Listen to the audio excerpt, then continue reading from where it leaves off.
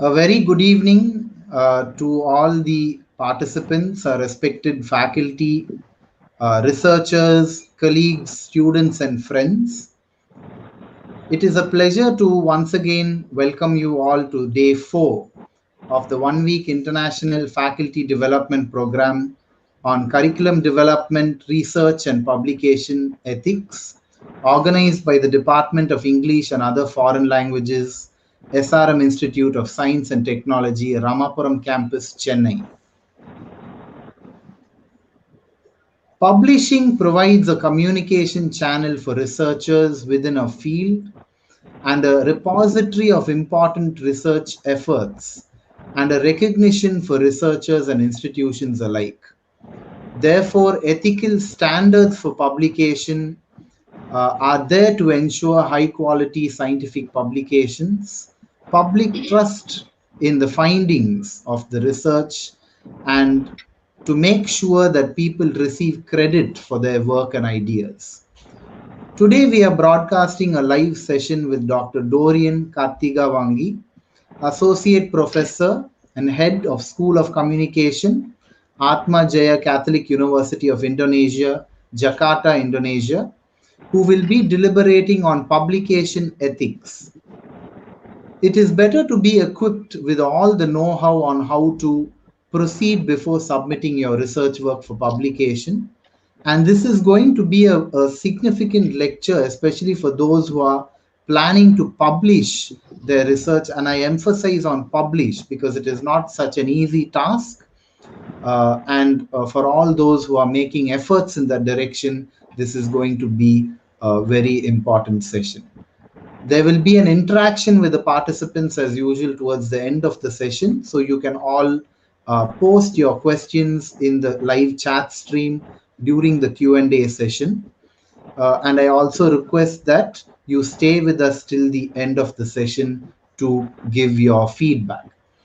I would now like to request Dr. Rema, Professor and Head, Department of English and Other Foreign Languages, to deliver the welcome address to the virtual gathering. Over to you, ma'am. Thank you, Walter. Good evening. A very warm and hearty welcome to the researchers, faculty members, and all other attendees to day 4 of the 1 week International Faculty Development Program on Curriculum Development, Research, and Publication Ethics.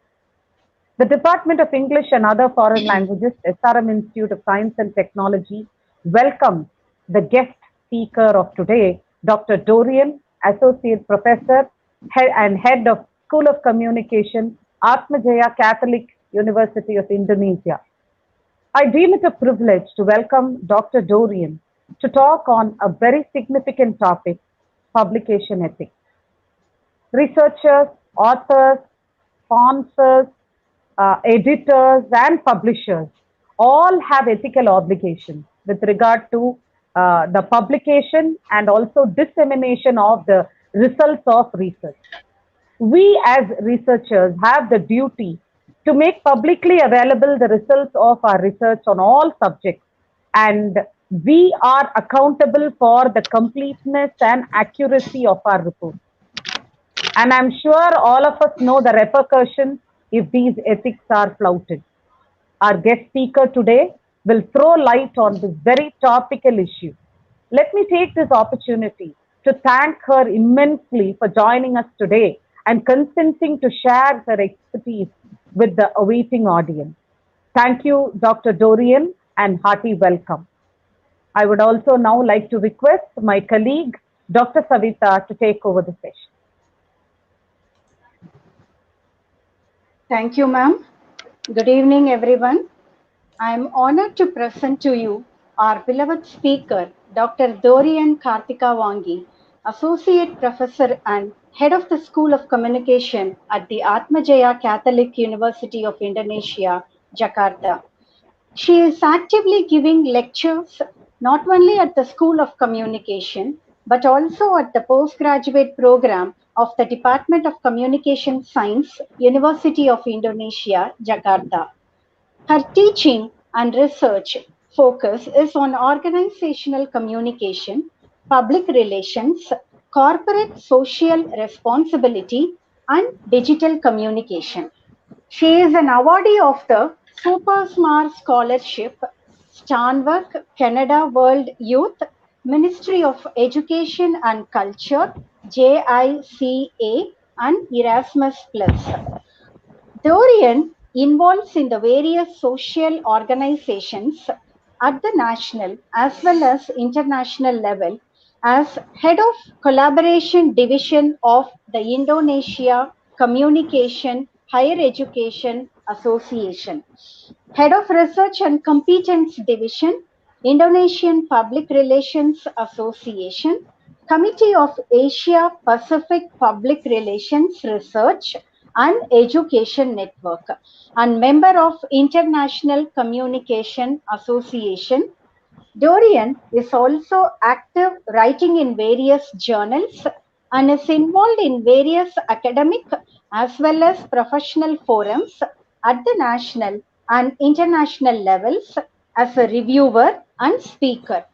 She is also the founder of the House of Kartika Kusuma, which oversees DK Consulting, a public library and a batik gallery. We are very pleased to have you with us today, and I invite you, ma'am, to take over the session. Over to you, ma'am.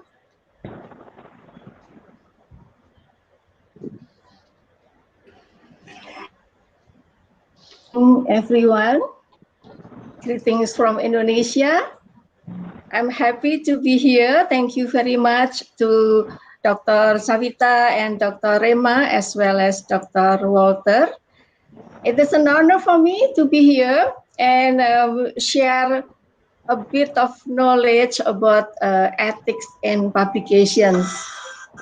So, to start this session, let me share the presentations, and I would like to ask Bimo to share the PowerPoint. What I want to say here is ethics is very important for us because it shows our integrity, our reputation, as well as our credibility. That's why we as a scholar, as academics, has to be concerned about ethics in publications. Now I will start my presentations. Would you please move it to the next slide? Yeah. My presentation will consist of introduction and then ethics in publication, and I would like to share some cases.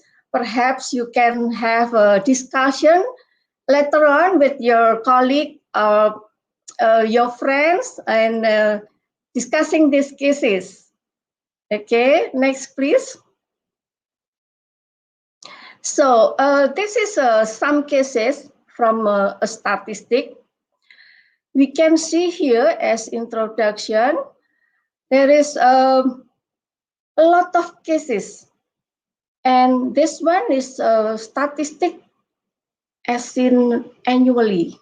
Yeah, you can see there is engineering, math, and tech, and then other sciences, and also art, humanities, and social science.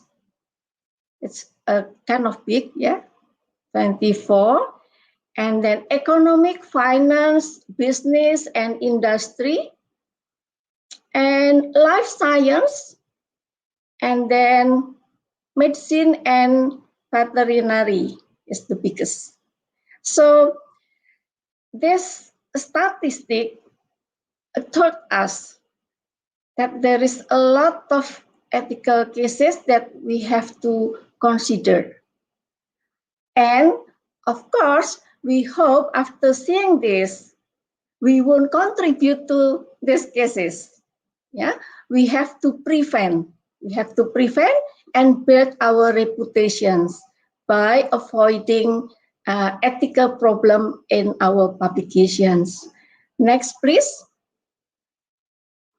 So this is the types of ethical problems. We can see here that common problems within all disciplines, but sometimes different treatment. The first is plagiarism. For the plagiarism, quotes more often used in the AHSS. It's arts, humanities, and social science. But for STEM, often see overlap and in methods, material section. So this is the life science, STEMs. About the authorship, usually they have different definitions, can apply either in STEM and also in AHSS. And for libel and defamations, greater risk in AHSS due to more focus on the subjective analysis of other people's views and the world around us. Usually it's qualitative, because qualitative research is more subjectivist, rather than raw laboratory data.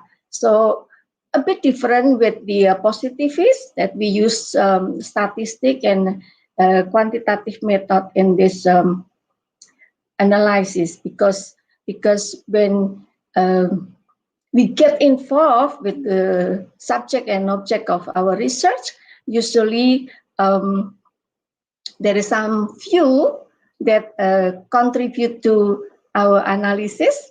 This view is from the researcher itself. Next, please. Okay. Right now, we have new types of problems. Since there is information and communication technology that grew rapidly, we cannot deny, and usually we also use this technology to do research. So the new types of the problems in ethical is online. And this is online harassment is one of those problems, especially around topics such as race and gender. Especially nowadays, because inequality and then inclusivity become a big concern right now after worldwide cases all over the globe, especially caused by the United States past president. So right now people talk about race and gender more often than before, and also the race of LGBT cases and transgender cases. So a lot of ethical problems come from the online harassment. The second is political pressure. Usually because of the research related to the political power in the country, in the outer country. So usually leading to withdrawal of submitted articles. The author already submitted, but because of the political pressure, they withdraw it. It's kind of risky if they publish it. So I think there is a second thought after submitting the paper. And the third is issues around research with human subject. This is using social media. For example, we have a interview or we do ethnography, like we do a content analysis and ethnography of daily activities of some person. It's kind of stalking and following people life, because the human is a subject. It's kind of tricky, yeah. But again, as an academic, we have to be careful with the risk, especially because of people usually has to sign the letter that they are agree to be observed, and if not, then we cannot do it. Yeah. So be careful with all the social media and online informations. Next, please. So this is the step for dealing with ethics problem. First, we have to keep the case confidential. Yeah. For example, again, if we are dealing with human, dealing with the sensitive cases of human, for example, HIV or abortion, or perhaps COVID right now, because not all people happy to be how do you say, spot, because some people think that those kind of disease are not that good for their reputations. Yeah. So we have to keep the case confidential. We have to keep our research resource confidential as well. Yeah. Not only because of disease. Sometimes we use kids, yeah, children as a resources. We also has to keep it confidential. This is I mentioned Taylor and Francis, managing editor, because I am one of the guest editor and ASEAN Journal of Communications that published by Taylor and Francis. So usually we have to contact the managing editor for guidance and support. Yeah. And the third, we use COPE flowchart. Yeah. Well, COPE, yeah, or COPE or COPE is an organization that dealing and concerned with ethical in publications. Yeah, it's Committee of Publication Ethics. They have a flowchart. I will show you later on, and we can use this flowchart to dealing with ethics.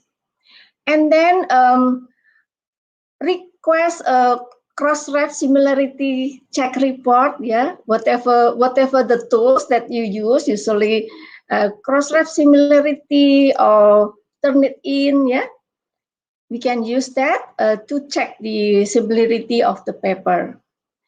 And then we can also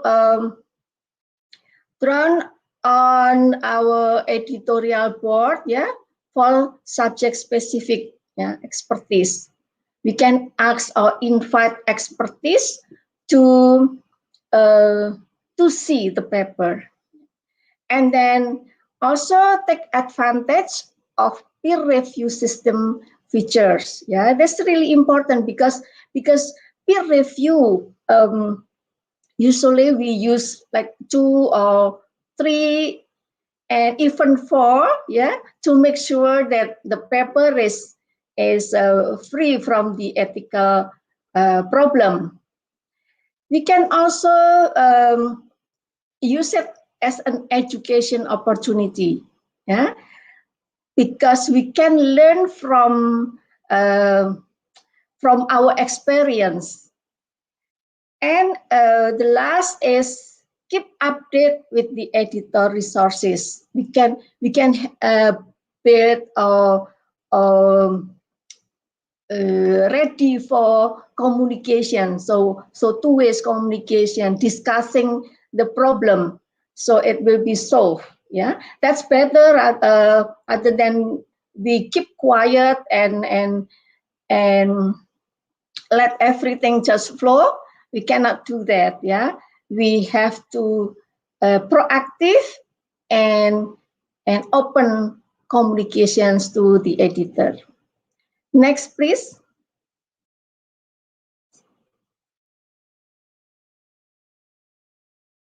Okay, so this is a peer review and research integrity team. Yeah, again, I take this from Taylor, yeah, and Francis, but usually all journal, yeah, all journal has peer review and also research integrity team. Yeah, this team responsible for manage peer review policies across all journals, and then also act as a central point for ethics queries and cases.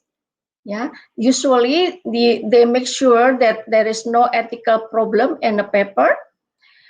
They also monitor and report on change and innovation in industry standard.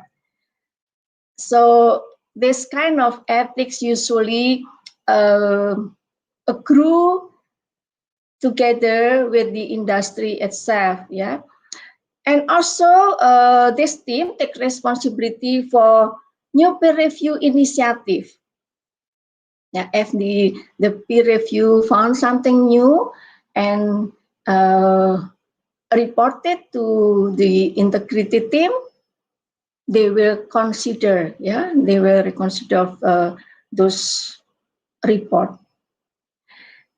This peer review initiative include UPLONs. Perhaps everybody who joined this webinar has a UPLONs account, because in UPLON, usually they also has a collaborations with publishing industry and recognize our work. Even as peer review doesn't has a name in the journal, you know, it's different. If editor, we can see our name in the journal, but for peer review, there is no our name in the journal, but UPLON will make a record of our review. So our university or our research center will see our track record from UPLON. And also the initiative include open peer review trial. Yeah, usually they promote in the website who willing to contribute as a peer review. If someone agree to review, yeah, they will send the paper, and it's open peer review. Yeah. Usually we can also register as a open peer review. So any kind of journal, as long as the scope of the research match with our competencies, they will contact us. But again, it's also depend on our commitment and our performance. Yeah, if we don't perform, then they will stop sending a paper to us. Next, please. Here, I would like to introduce or maybe remind you on the Committee on Publications Ethics. Yeah, I believe that a lot of participants here already know, because usually this organization has collaborations with international journal to make sure that everything they publish is free from ethical problem. Here is the website that you can visit and explicate what is in the website. So we more how do you say, understand, yeah, we can understand what is ethics in publication deeper, and also as a guidance, yeah, to not put ourselves in this ethics problem. Next, please. So, COPE promoting integrity in research and its publication.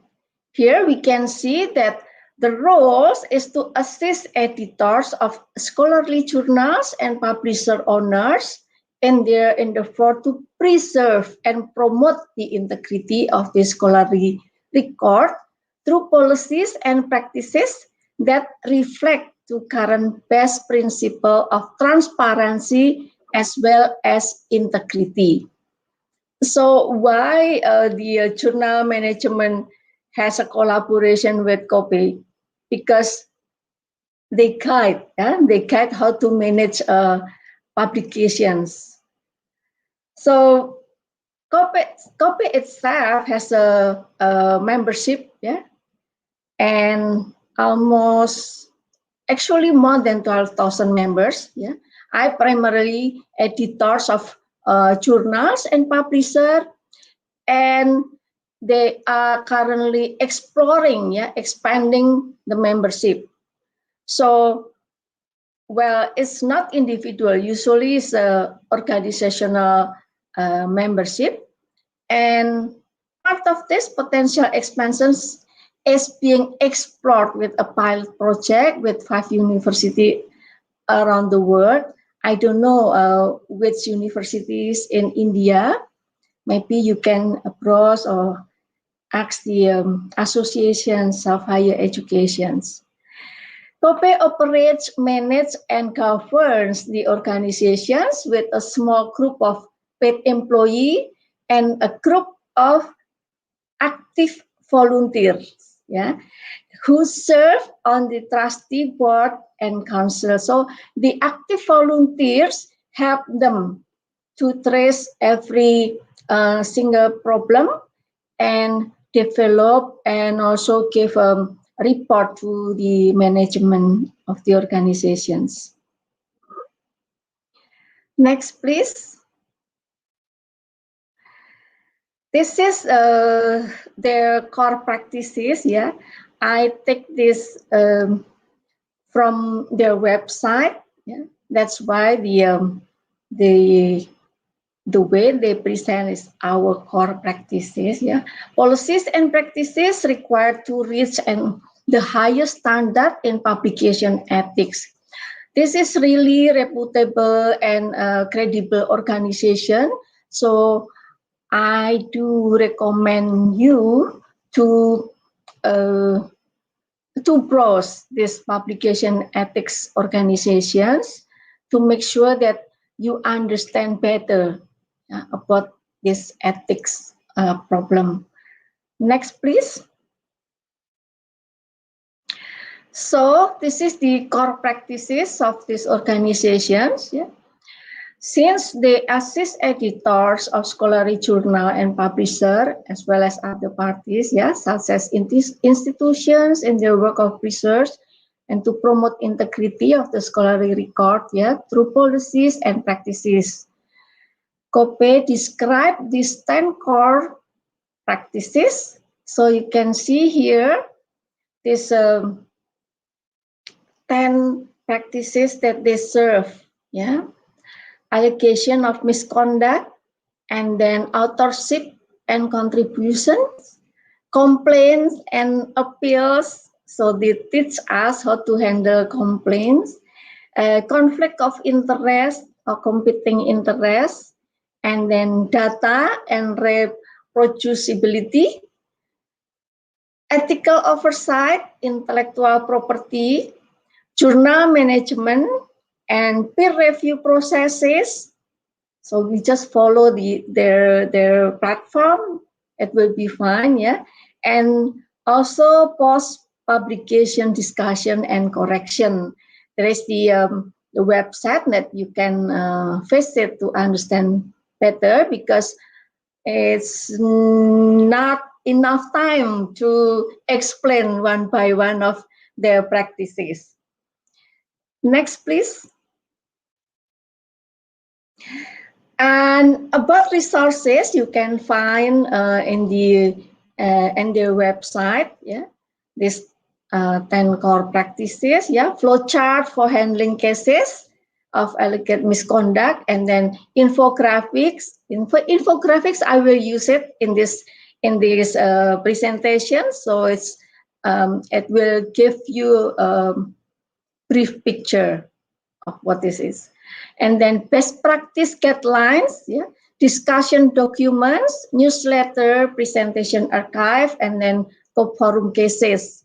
So they also has a forum that we can take part on the discussion.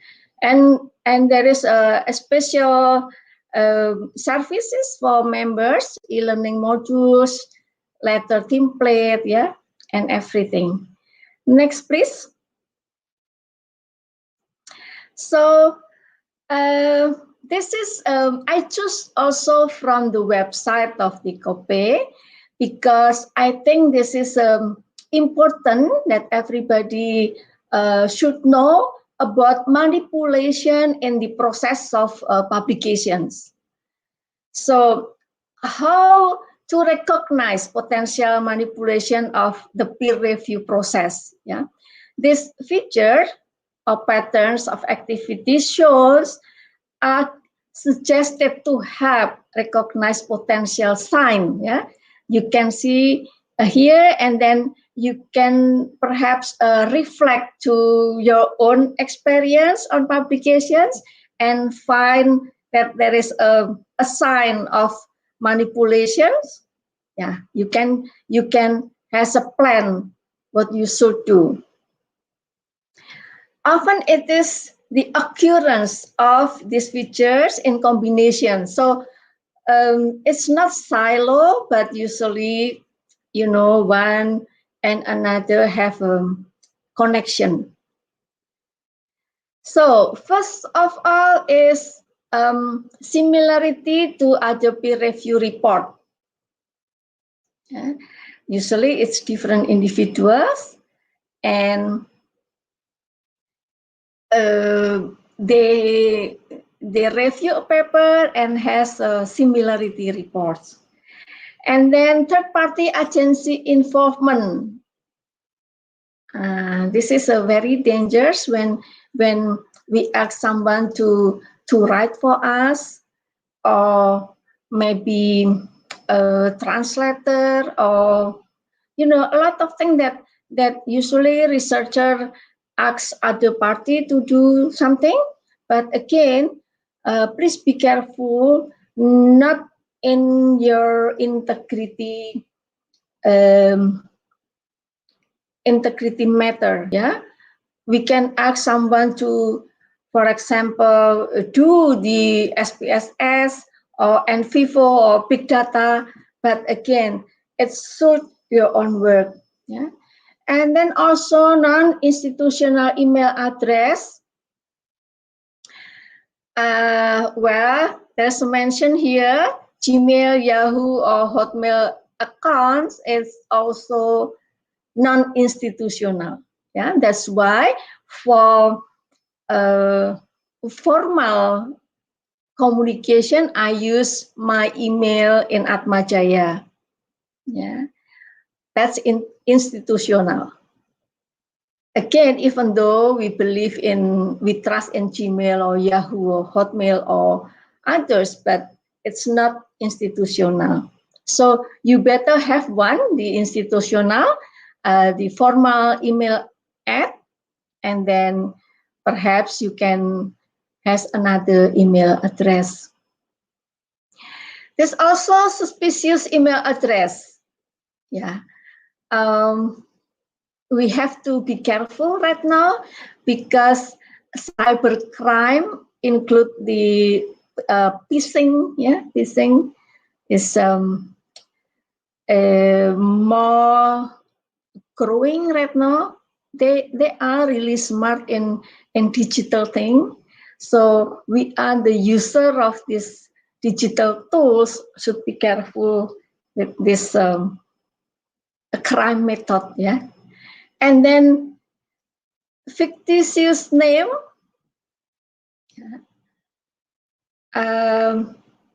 People usually use a name that sounds smart, sounds educated, yeah. We have to be careful with that. And then also work in unrelated subject to the manuscript. I found some cases on this, yeah, on this ethical problem. As reviewer, sometimes I wonder why they use terminology which is not in their area of expertise. Because usually, for example, gratifications is different. The meaning of gratifications and political perspective and communication perspective. So if there is something come up and we can feel that it's not proper, then we have to be careful. Yeah. If you ask someone to translate, make sure that you read it again carefully, because, for example, maybe you ask someone from different background of discipline, and they use the terminology is not in your area. So yeah, we have to read it again carefully to make sure that everything is proper. And then a typical feature of the IP address. It's IP, you know, IP address, yeah. If you click in the properties of your internet, there is an IP address. Extremely quick to agree to peer review, yeah. You submit today, and then after 3 days, you already has an acceptance letter, for example. And then also agreeing to review many manuscripts. Yeah, if we have volunteers that agree to do a lot of review, so we have to be careful. Another thing is never recommends rejection. Yeah, they accept everything, even though with revision, major revision or minor revisions, but never recommend rejection. We have to be careful. And the next is reviews frequently return well ahead of the deadline. So it's kind of late, yeah. We have to be careful with this too. The next is complimentary review, but avoid not minor technical issues. It's how can you say? There is no review on the substance, but only a technical one. Also, positive review in strong contrast to other reviewers. For example, if this reviewer said this not good enough, you have to make a revision in this part, but this reviewers said this is very good, should be accepted. So it's contradictive. We can see, yeah, we can see it again and read it carefully. A review that is vague in style. It's actually it's almost similar with the terminology, yeah, because language seems that not in, for example, in academic style. Yeah, because we can see that the style of the journalist, for example, different with the academic style. So if the reviewer has this vague in style, we should again, yeah, be careful if there is a manipulation in the process. So ethical problem not always from the author, but also in the process of a review. Who is the reviewer? We have to be careful. Yesterday, a journal that published indexing journal, but not Scopus and WOS, asked me to submit my paper. And I asked them why your journal is listed in the predatory journal. And surprisingly, they answer my email and explain this list is developed by non-academic person. This is a bad guy who make a list. So not an organization, not an university or academic institution, but an individual that developed their bio as an academic, and they inform me many links that explain who are this person. So I think, oh, this is new for me.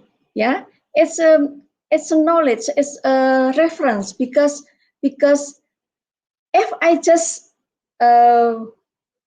quiet and not asking, not proactively asking to the publisher, I will never know that there is an individual do bad thing and making a list of a journal. So right now,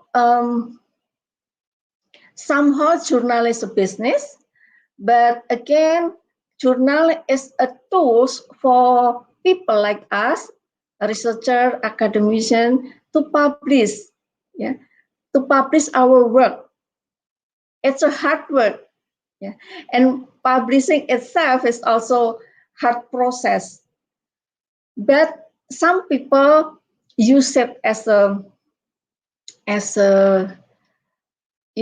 black work for them to earn money. Well, there is an opportunity to do bad thing in this publications process. Okay, next please.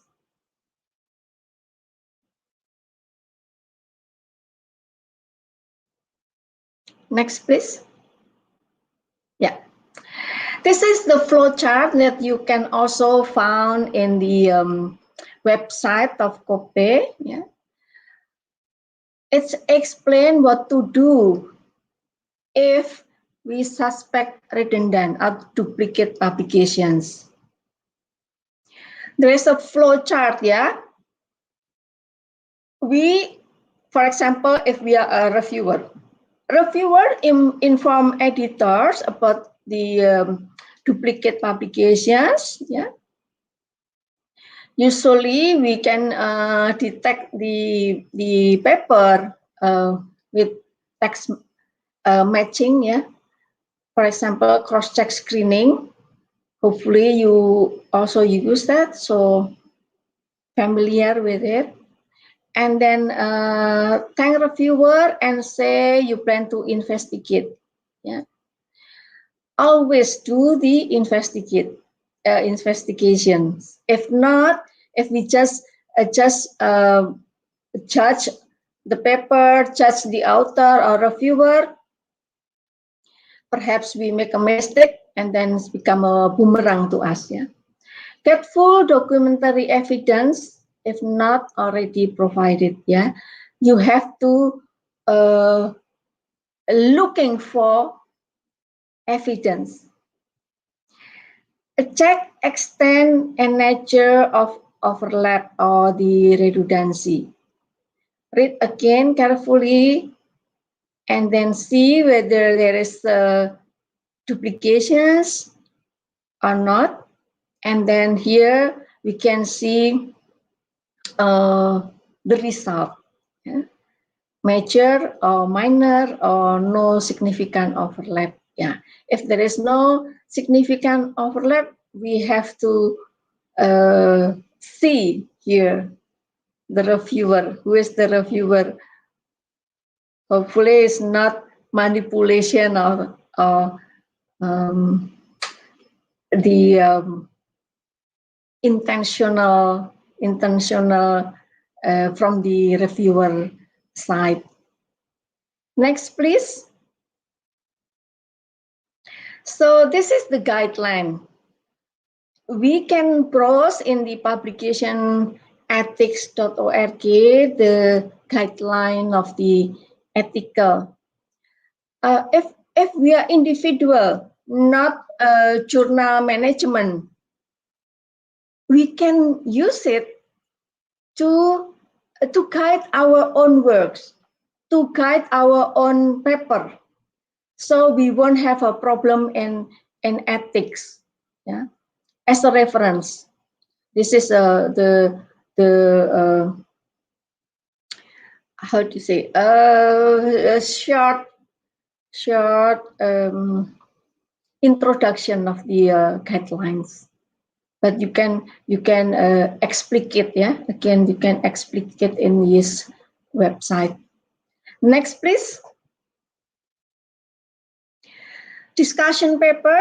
This discussion paper is very useful from my point of view, of course, because there is a case that the peer review and the management of COPE has a discussion on it and then reported to us via the website. Yeah. The importance of this discussion paper is that they present to us the new cases, the updated cases.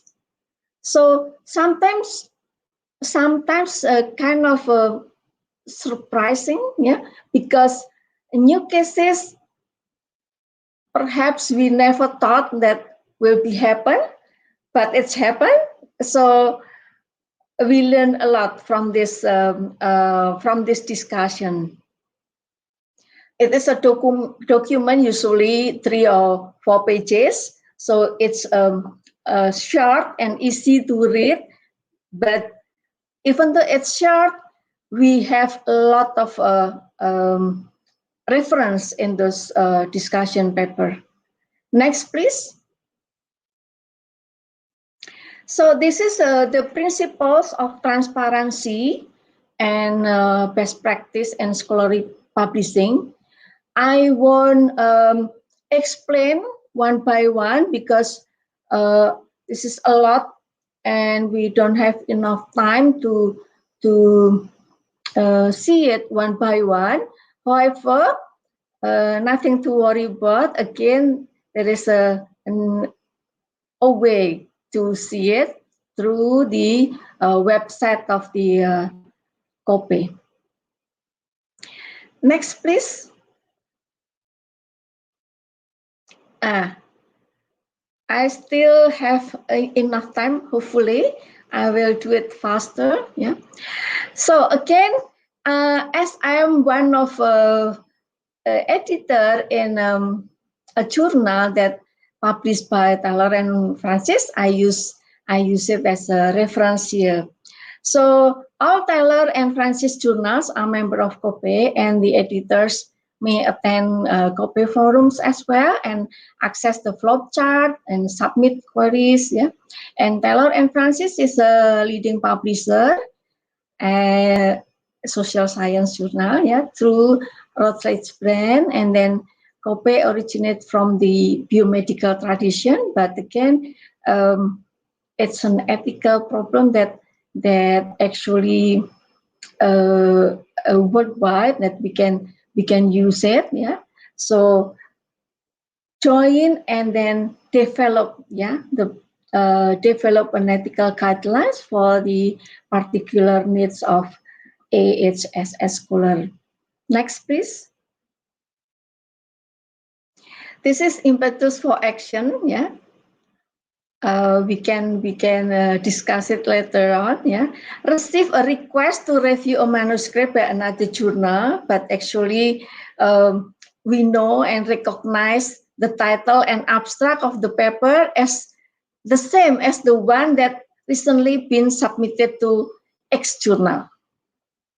Assign the manuscript to an associate editor, but the paper had not yet been sent out for review. So what can we do if we has this kind of problems? Next, please. So the first type, yeah, it's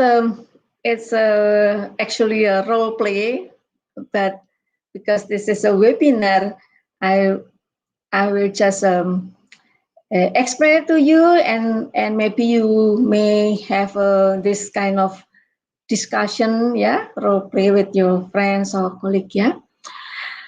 Contact the assigned editor to ask if the publisher had any policy or guidelines about possible cases of dual submission. Yeah, if you submit your paper to a journal and it's still in the process, never send it to other journal, because perhaps the reviewer indicate this problem. Yeah, if they found it, then your reputation will ruin, because people talk about what you did. We in Indonesia also experience those things. Yeah, that people want to publish their journal. With journal give a opportunity to publish, then it's okay. But if they reject it, they have how to say, another journal to publish. That's not nice. As an academician, as a scholar, we're not allowed to do that. And usually the journal has the policy and not to submit to another journal. Yeah. Consulted with COPE for guidance, and then contact the previous editor-in-chief to ask if there were any journal-specific procedures for dealing with cases or duplicate submission. Yeah. And then email the editor-in-chief and managing editor to the other journal to communicate concern that this was a case of duplicate submission. We in Indonesia has the Association of Journal Management, and we have a group of these people. So if there is a case that come up, it's really easy to communicate to each other and found who is the person and what they do. Yeah, so usually, again, we make a blacklist of this author. Please be careful not to submit to 2 different or 3 different journals at the same time. Quick response from the editors to other journal and agree that this was potentially a case of dual submission. Yeah, usually both journal won't publish this paper. Yeah, if they found it double or dual submission. Next, please. Next is about the action. Yeah, both journals suspend the review process for the article, and then share author details, submission details, and the manuscript to confirm that the paper were the same. Just imagine if you are on the author and you know that they share your details, data, and then submission details and everything. Yeah. If me, I cannot stand for it because the whole rest of our life will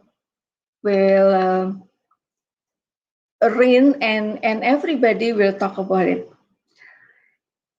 And the third, both journals required authors to confirm that the manuscript has been submitted solely to this journal and is not published in press or submitted elsewhere. And the submitting author of this paper had signified the confirmation of this. So actually, it's protocol, yeah, formal process that author sign the originality of their paper and then confirm that they are not sending it to other journal or a promise not to send it to other journal. Yeah, it's formal letter because we have to sign it. Next, please. So next is establish that the content of both papers was identical, and the letter was sent to sent jointly to the first author of the paper and stated that it had been brought to our attention that a possible incident or dual submission may have occurred. It's polite. But again, even though they mention about possible incident, if we understand that we did it intentionally, we know the risk. Inform the author that all further review of their manuscript has been suspended, so won't be published. Respond from the author who was the master students, yeah, or PhD students. I am new to this process and made the mistake. It's probably not the only error in my submission. This is an example of the response. But again, next please. We can see that the publisher won't publish their work. Yeah. Usually, this kind of text that they use. Yeah. Although you said that this was a mistake on your part, as part of your submission, you did state that the manuscript was not under review with another journal. As Dr. X said in his letter, the simultaneous submission of a manuscript to more than one journal is considered unethical violation within publishing. Yeah. In view of this, I have terminated further review of your manuscript. So our process is end. That's ethical problem, very, very hard ethical problem. Further action usually considered, such as a ban on future submission from the authors, or notifications of the author host institution, but decided against this. Yeah, it will be embarrassing if the publisher send a letter to our institution and give a notification what we have done. It's not really nice, yeah, because even though we apply to another institution, the story will be followed. So this kind of trace, academic trace. So again, please be careful with this ethical. Next, please. We can see another cases. So this usually I ask in a workshop, but because this is a webinar, test yourself. On your table, discuss the step you would take to resolve your case, and then the questions you would ask and where you would look for guidance. The second is, how do your steps compare with advice from COPE?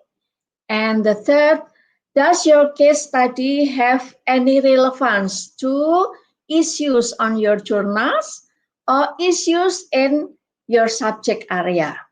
Yeah, as previously I mentioned about the terminology on the AHSS or methodology and STEM, yeah. So usually it's happened. Next, please. So this is a case, yeah, authorship dispute regarding author order.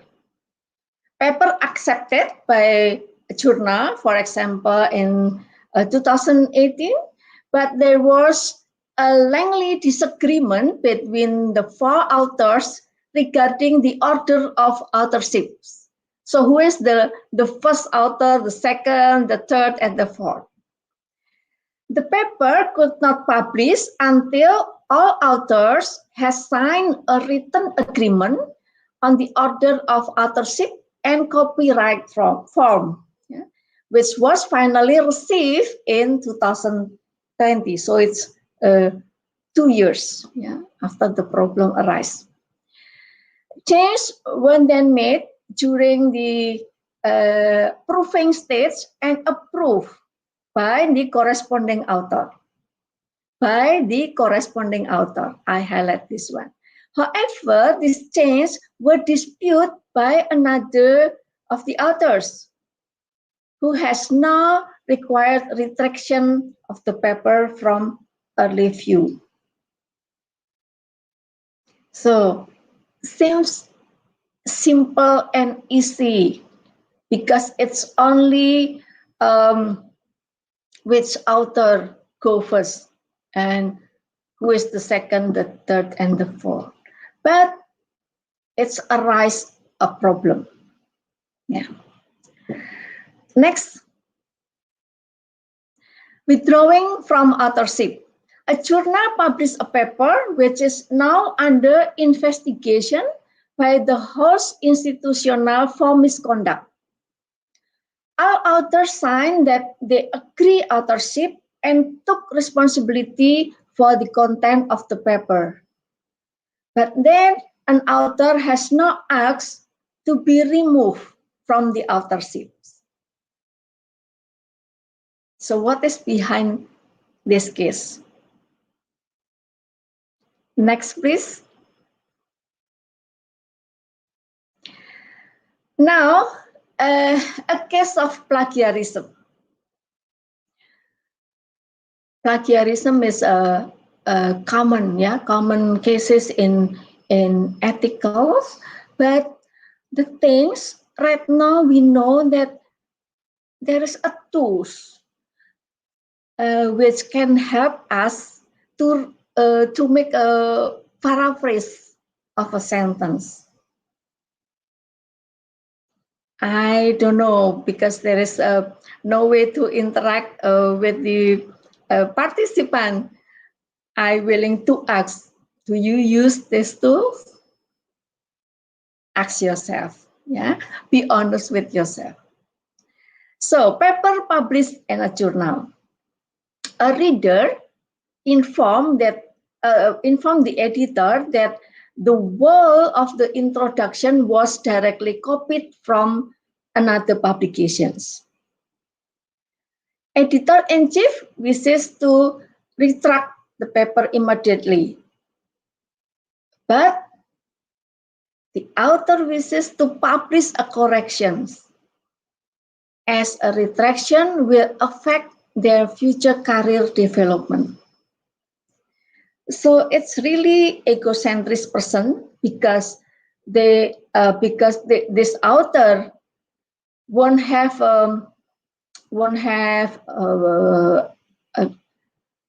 how do you say, they don't want their career ruined, but they did something bad for academician.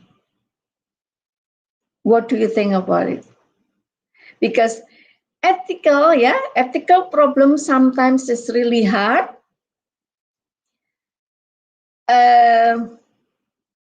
We will discontinue the career of a person, or we will put our reputation in danger. It's gonna be really harder if the author know us personally. For example, a colleague in university or in organization, or a partner in research, for example. Yeah. So as reviewer and editor is not an easy work, but again, we have to put the integrity and credibility at first. Next, please. Profusion of copied text passage. There's another cases. Journal has recently introduced systematic analysis of all submitted manuscript for plagiarized text using anti-plagiarism software. For example, Turnitin or cross-check, yeah. And 30 to 50% of submitted manuscript return a positive response to this software, indicating copied value of 25 to 35%. Yeah. No case plagiarism of ideas of fraud, but a general questions of how to handle manuscript which attribute 1/3 of their passage to other resources. These are not considered good science writing practice.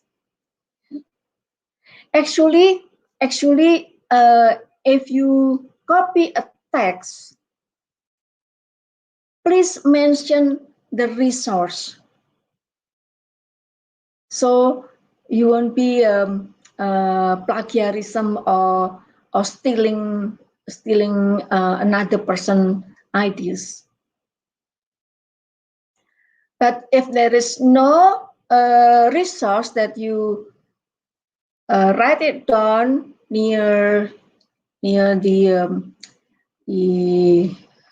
copy text, it's considered plagiarism. Next, please. How about self-plagiarism? This should be careful, yeah, because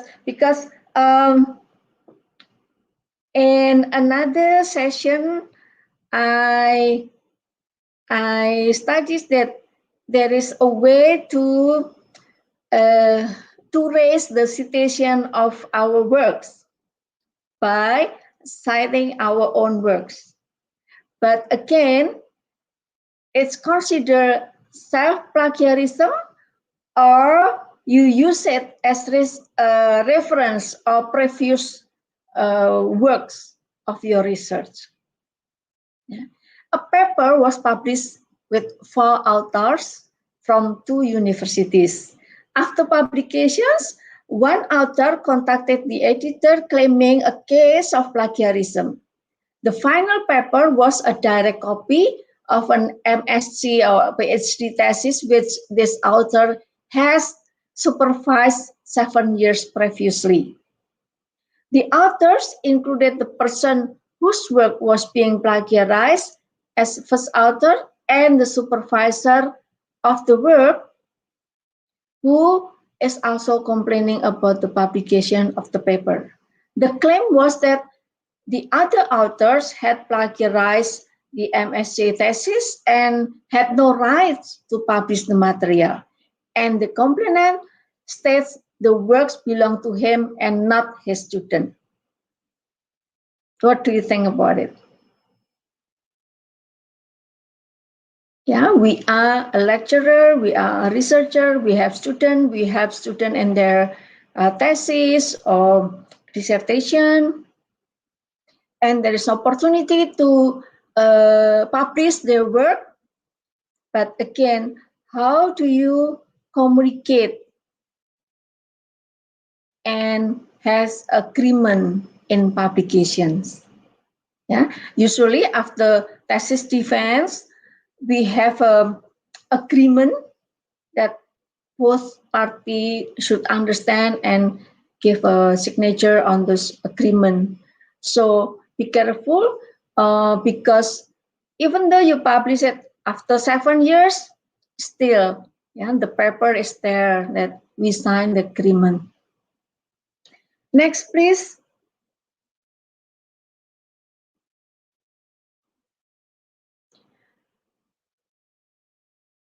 Next.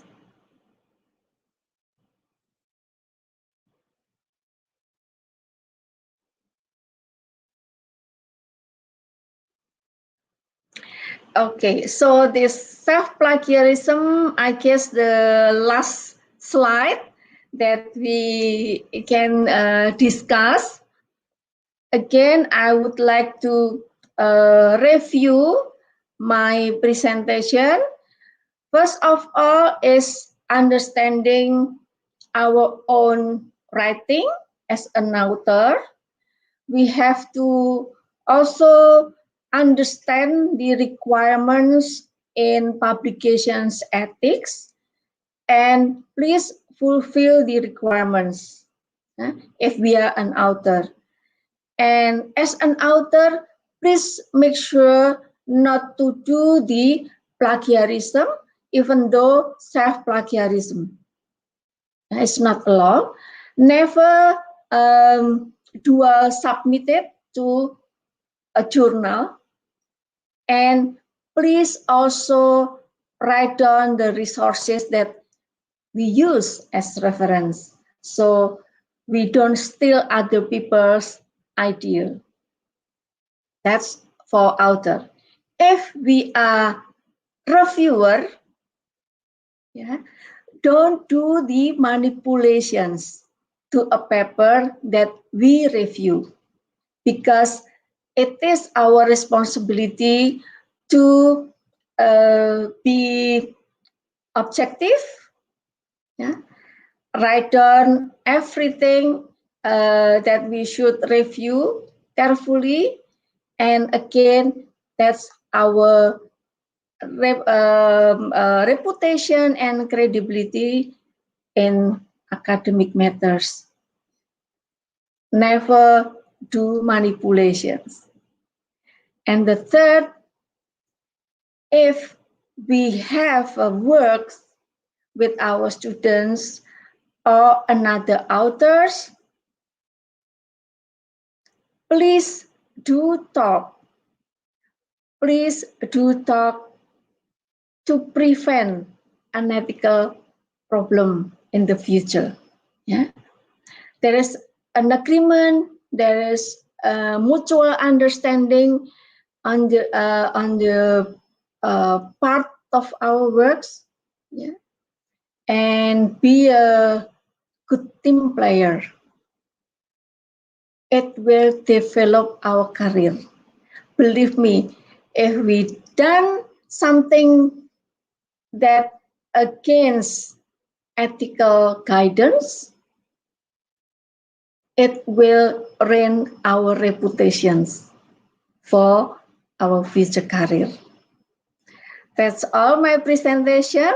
Thank you very much. I'm Dorien Kartikawangi from the School of Communication Atma Jaya Catholic University. I give back the time to Walter. Thank you, Walter. Oh, to Dr. Nagamani. Thank you so much, ma'am. Thank you. Thank you. Dr. Nagamani will coordinate the Q&A session with you now, ma'am. Sure. Thank you so much, ma'am. There are a few questions which I would like to ask you on behalf of the participants. Many of them have raised the same query, that is something related to how to become a member in COPE. Yes, as you said, and what is the eligibility for getting its membership. The process they want to know. If you can share, it will be of much use to the participants. How to become a member? You can visit the website of the COPE, and there is a part of the COPE that you can see in this website. There is a guidance, yeah, and there's member resources and about COPE, and in the about COPE, you can see there is a become a member. You can click it there and you just register. Yeah, and there is also principles of transparency and best practice and scholarly publishing, and also principles of transparency and scholarly publishing poster that you can download. Yeah. Of course, there is some benefit that you can have, as I explained previously, and also a membership subscription fees, but they will consider if you need a reduced membership fee, or you may ask free membership. There is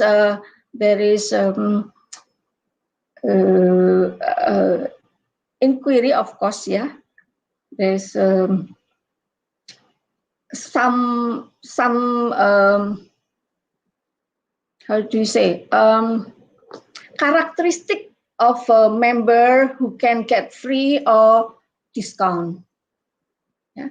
All of the information you can have it from the website. Yes, the website is actually publicationethics.org, if I'm right. Yes. Yes, publicationethics.org. That is the website to become a member in COPE. So as I browsed, I could see the website. Maybe you can copy the address and put it in the chat room. I pasted here. Yeah, there is a website and directly to the part of become member. Yes. Yeah. And the second questions, I forget. No, what is that? That is the same. Both the questions are interlinked. How to become? Is there any eligibility related to that? That also you have answered, ma'am. Okay. For free membership and for paid membership, there are certain criteria that are explained in the website itself. That you have answered, ma'am. Thank you, ma'am. Thank you. There is one more question from the participant. How can we identify self-plagiarism regarding maintenance of our academic credibility? Identify self-plagiarism is easy because self-plagiarism means that you use your works again in another paper. Yeah, even though it's your own work, you have to mention the resources. I mean, if your first works is published in a journal, for example, and you cite it, you have to mention that this is your works previously. Yeah, but if you not mention the journal, when you cite your own work, it's considered self-plagiarism. Or you copy-paste from other works that you have done with your friends, again, it will be double plagiarism, your work and also your friend work. So how to identify? Of course, we know because we use our own work to another works and we publish it. Of course, it's a self-plagiarism, and a lot of academics did it because they think it's no problem because it's our own works, but it's a problem. It's an ethical problem. So if you cite your own works, just write it where you publish your own work itself. Thank you. Okay. Yeah. I have one question for you, ma'am. It is my personal question. You said you have been an editor of a journal, right? As an editor of a journal, how far are you able to stick to the ethics?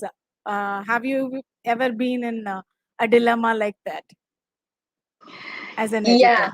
Yeah. As an editor, there is a guideline for editor, also a guideline for reviewer, as well as a guideline for author.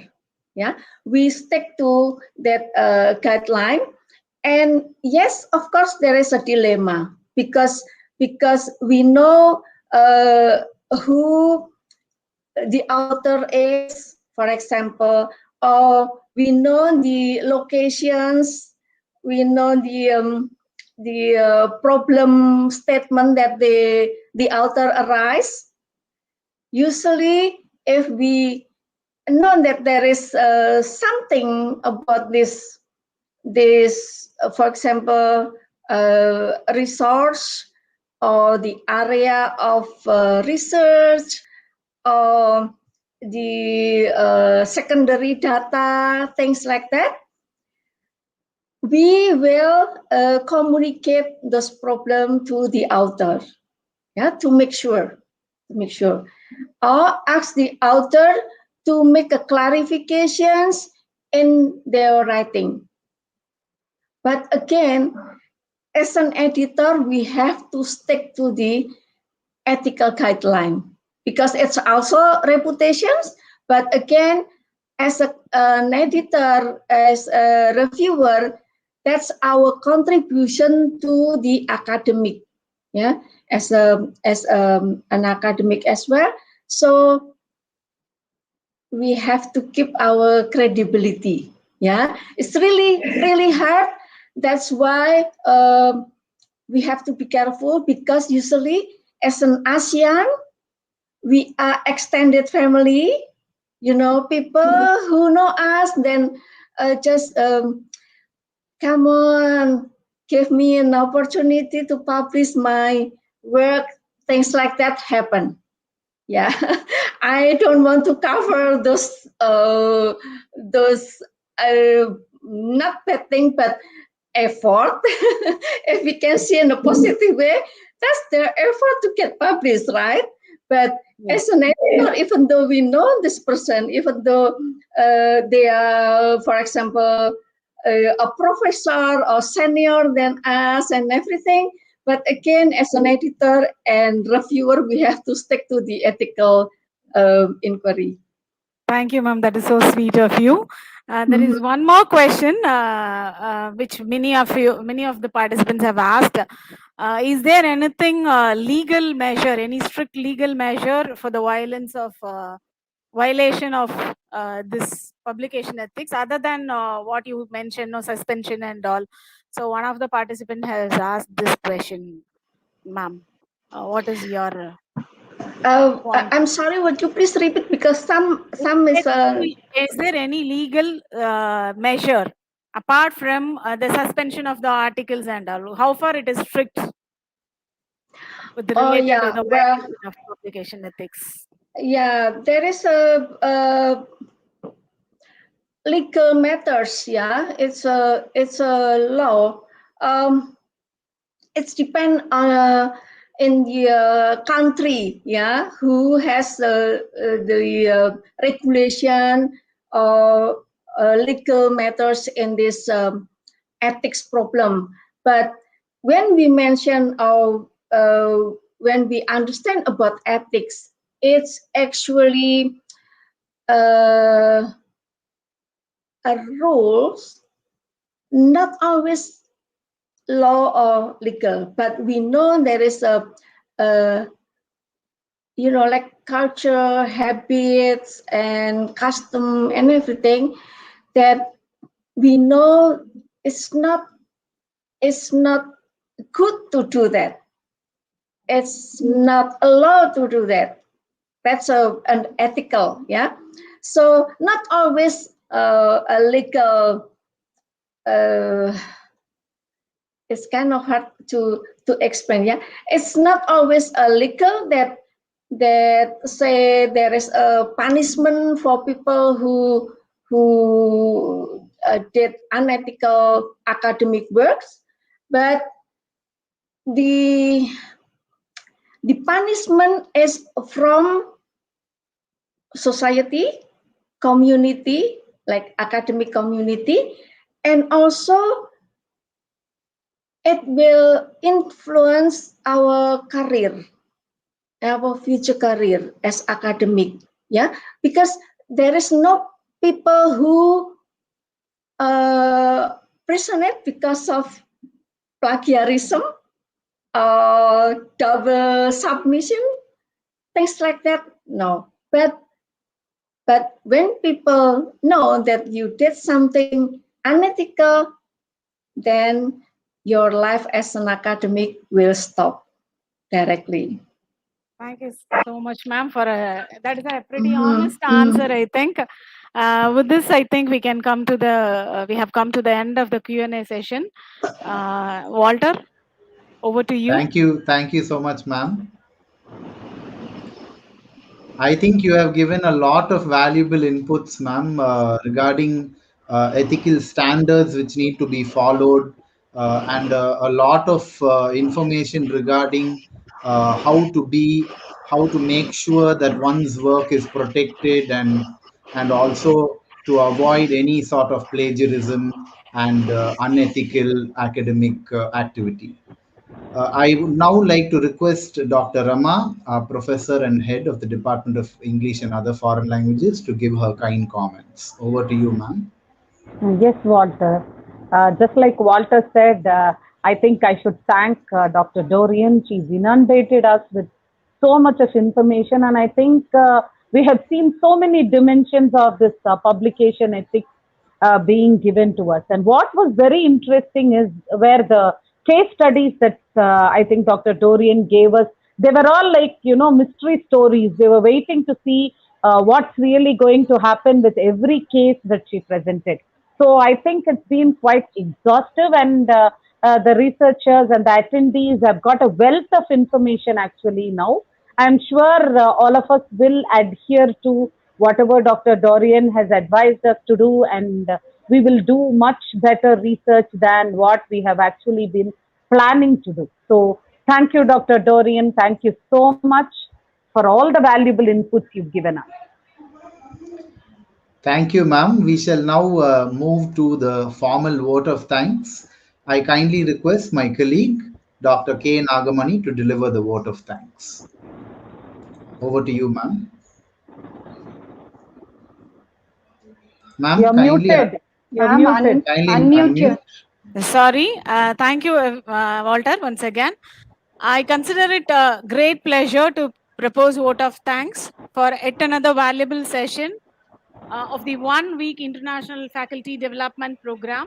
With the immense sense of gratefulness to the God Almighty, I place on record my sincere thanks to the members of our esteemed institution who have been motivating us in our academic journey. I'm immensely thankful to our resource person, Dr. Dorien, who has been magnanimous enough to accept our invitation and spared her momentous time with us this evening. Today's session has given us a deep dive into the ocean of research, bringing into light the challenges with regard to maintaining good publication ethics. Our guest speaker today has deliberated exclusively on the topic and has invested us with a reliable and resourceful knowledge. It is entirely a new perspective altogether, what we have got today, ma'am. Thank you so much for all that you have given us. And no doubt it would have helped the participants in a great measure. At this juncture, I express my sincere thanks to our respected head of the department, Dr. Rema, for being very helpful and inspiring in all possible ways. Needless to say, immense gratitude is due unto our organizing members, Dr. Savitha and Dr. Walter Parker, who work as a competent duo in materializing the academic targets to fruition. My heartfelt thanks to my loving colleague Pritha Basu for being so supportive. And I will fail in my duty if I do not extend my thanks to my fellow colleagues and all the participants from other institutions who have joined us today for this wonderful session. Thank you once again. We will meet again tomorrow. Thank you. Thank you, ma'am. Thank you, Dr. Dorien, for a wonderful session. Thank you, ma'am. Thank you, ma'am. Thank you. Thank you, Dr. Dorien. Thank you so much. I think a lot of, work has gone into this. I think we have to thank you so much for all that. And Thank you, Mr. Remo. Yes, thanks to Mr. Remo also. I think he did a good job of, helping us through the slides. Okay. Thank you. Thank you so much. Yeah, he is my student, actually just graduated, and I'm really proud of him because he really good in research, especially in doing big data analysis. So he assists me when I teach for undergraduate students in big data analysis.